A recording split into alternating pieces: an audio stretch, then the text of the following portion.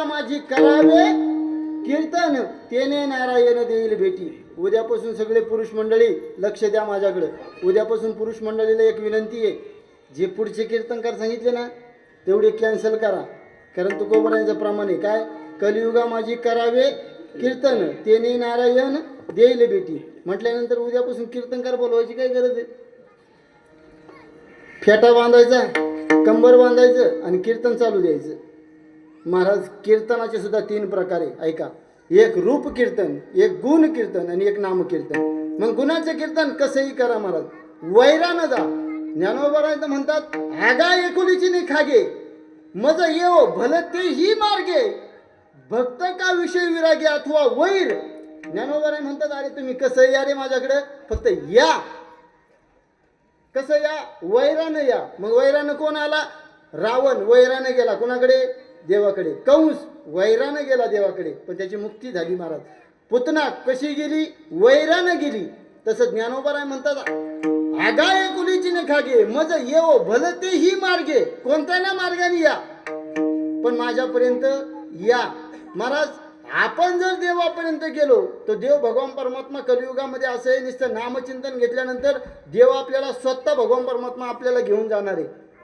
कसं, एक दृष्टांत सांगतो, म्हणजे एकदा भजन करा, विठाला विठाला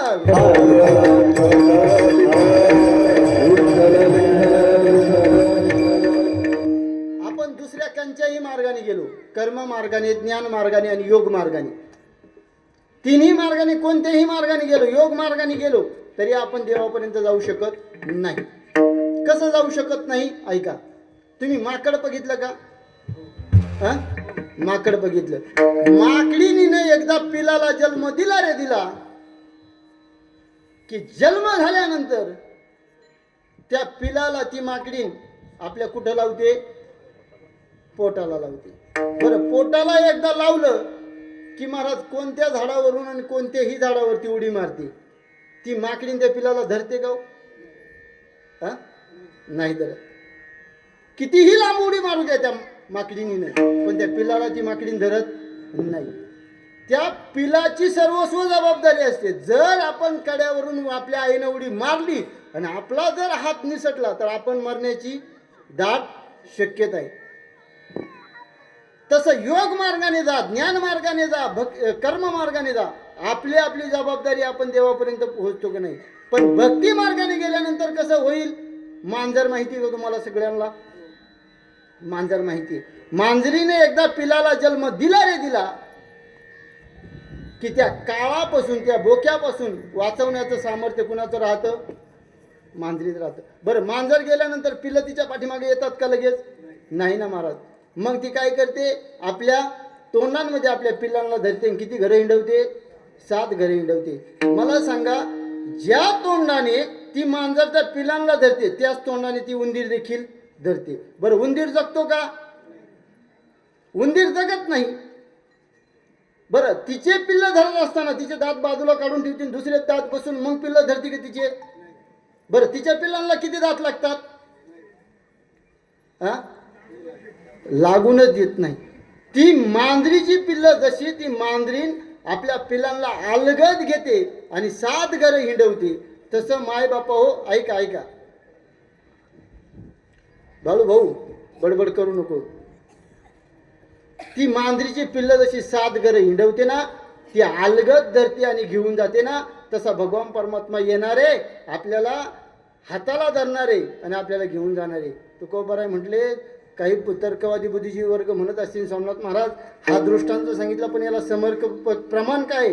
तुकोबाराय म्हणतात, कीर्तन चांग कीर्तन चांग होय अंग हरिरूप. आपल्या निजधामाला भगवान परमात्मा भक्ती मार्गाने जर गेलो तर भगवान परमात्मा आपल्याला हाताला धरून घेणारे. हाही दृष्टांत समजला नसेल ना, एक दृष्टांत सांगतो म्हणजे तुमच्या लक्षात येईल. एकदा भजन करा, विठाला.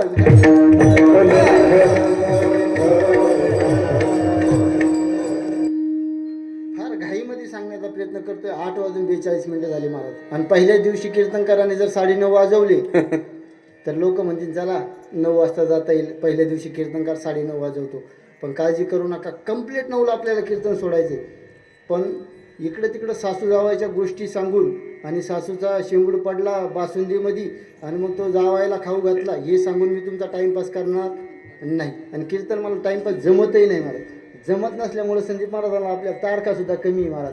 लोकांना हे डोक्यावरून जातं आणि हे हसवणारा कीर्तनकार गोड वाटतो महाराज. पण असो, ऐका, एका गावामध्ये सावकार राहत होता. सावकार राहत होता. एक गृहस्थ आला. त्या गृहस्थाने विचारलं, का हो, या औरंगपूरमध्ये एक सावकार राहतो, त्या सावकाराचा वाडा सांगा. एकाने सांगितलं, एक काम करा, जा त्या ठिकाणी चिंच आहे, त्या चिंचापासून वळा, आतमध्ये गेल्यानंतर तो वाडा लागेल.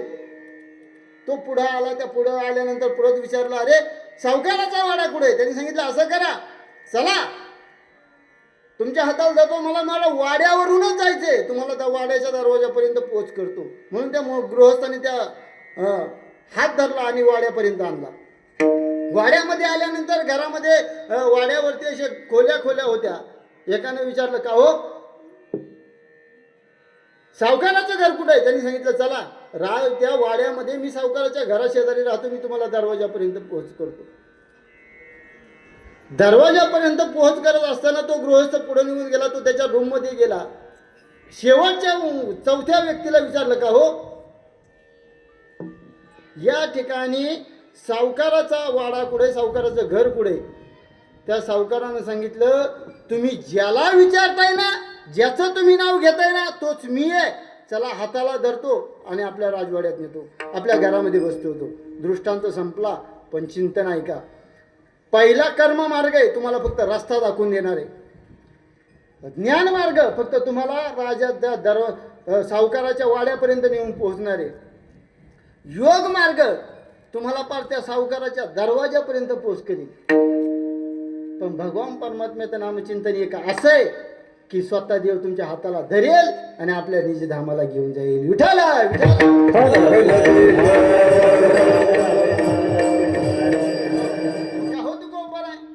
तुम्ही काय केलं? तुकोबर आहे म्हटले, मी काय केलं माहिती आहे का? मी हाताने त्या भगवान परमात्म्याचं नामचिंतन केलं आणि हेच साधन मी केलं. कारण का केलं? तुकोबर आहे म्हणतात, कलियुगामध्ये काय हेच प्रभावी साधन आहे अभंगाचे प्रथम. गायनाचे बाहे टाळी, गायनाचे बाहे टाळी, गायनाचे बाहे टाळी, गायनाचे बाहे टाळी, गायनाचे बाहे टाळी, गायनाचे बाहे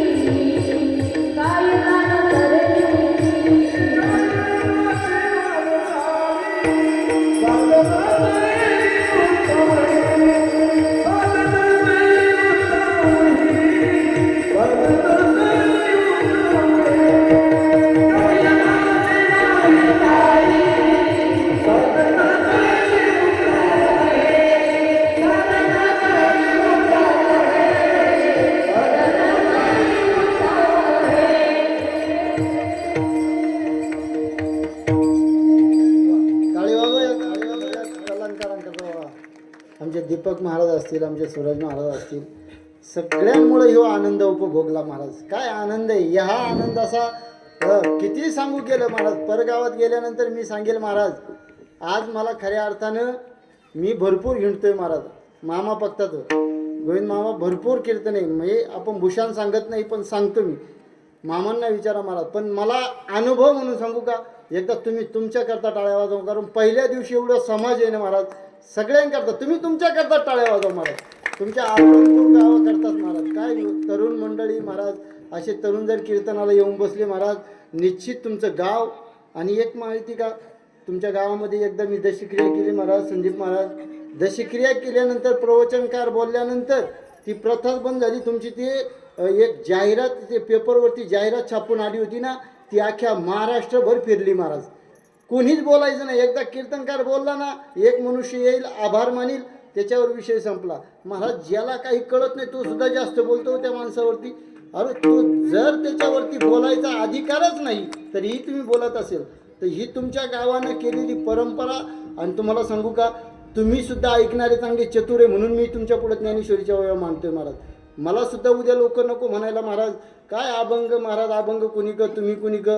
पण महाराज जीवनामध्ये चिंतन ऐकणारे असल्यानंतर मला सुद्धा आनंद वाटतो महाराज.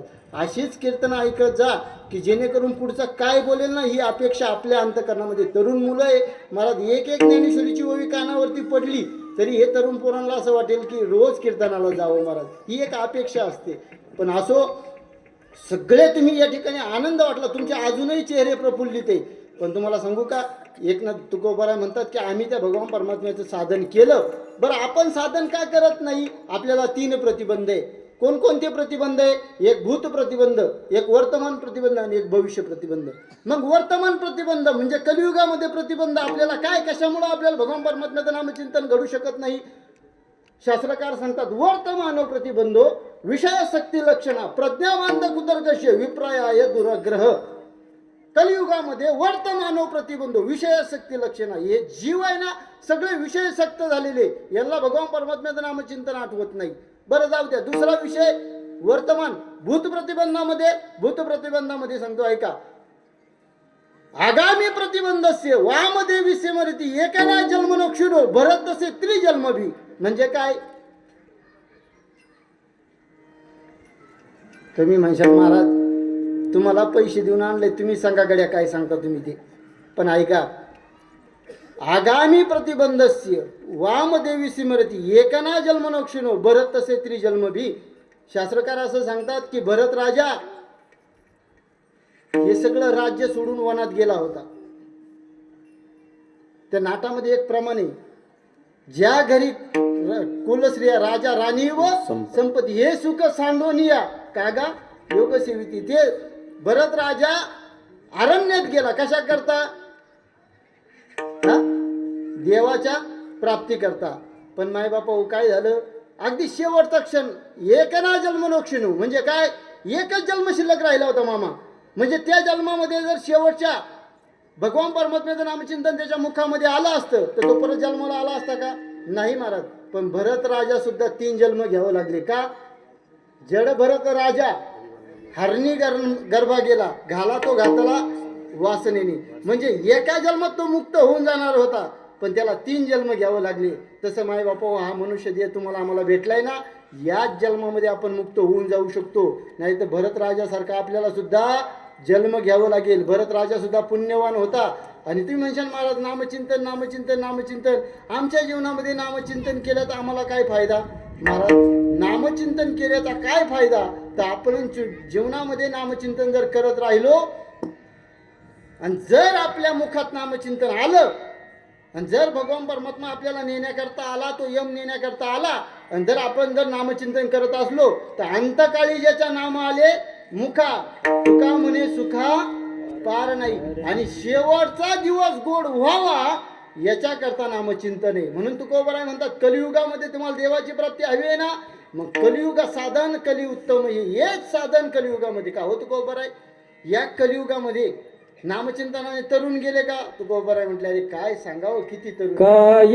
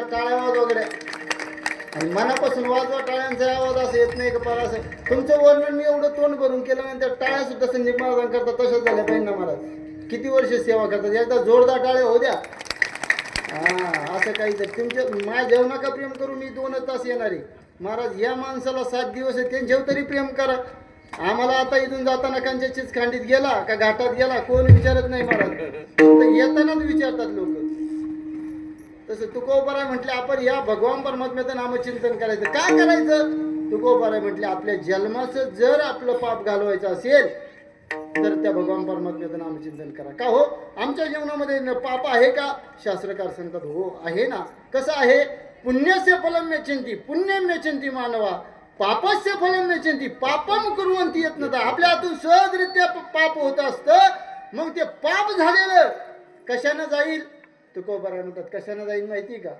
जळतील पापे जन्मात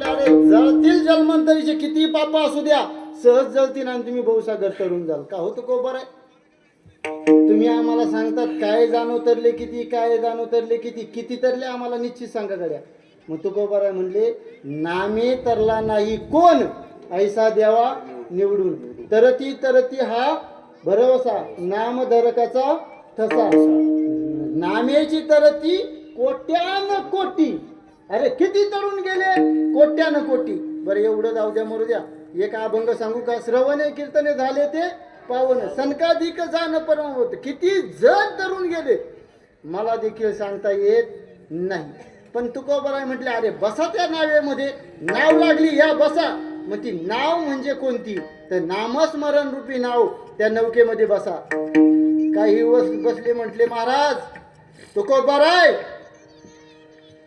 तुम्ही आम्हाला त्या नावेमध्ये बसण्याकरता सांगताय मी नावेमध्ये बसण्याकरता तयार आहे बसणार आहे आम्ही नावेमध्ये पण आम्ही पंढरपूरला गेलो माता माऊलीवर पंढरपूरला कोण कोण गेलो बरं हात करा बरं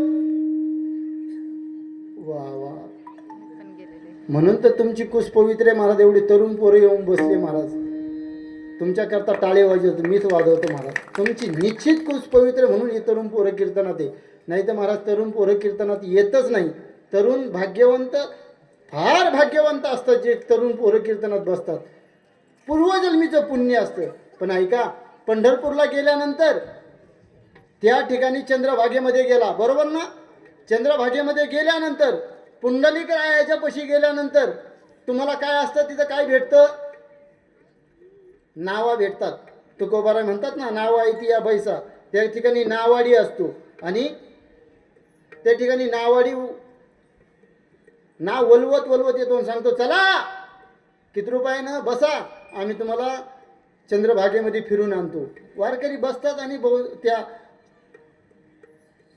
आपल्या चंद्रभागेमधून गरका मारून येतात पण ऐका काही तर्कवादी बुद्धिजीवी वर्ग तुकोबारांच्या पुढे बसलेला होता तुकोबारांना विचारलं वा तुकोबाराय आम्ही पंढरपूरला गेल्यानंतर त्या नावेमध्ये बसतो पण त्या नावेला नावाडी असतो नाव हाकणारा असतो आम्ही तुम्ही नावामध्ये बसवण्याकरता सांगताय त्या नावाड्याचं नाव सांगा गड्याकडे तुकोबाराय म्हटले ऐका त्या नावाड्याचं नाव सांगतो तारू भला पांडू रंग पाय भिजून येदी अंग तुकोबाराय म्हणतात त्या नावाड्याचं नाव ऐका तारू भला पांडुरंग तो पांडुरंग परमात्मा तारणार आहे आणि पाय सुद्धा भिजू देणार नाही तुमचे भवसागर तरुण घेऊन जाईल तुम्हाला मग काय हो तुकोबाराय तो नावाडी आम्ही पंढरपूरला गेल्यानंतर नावेमध्ये बसले ना माता माऊली, तुम्ही पुरुष मंडळी बसली असतील, महिला मंडळी बसली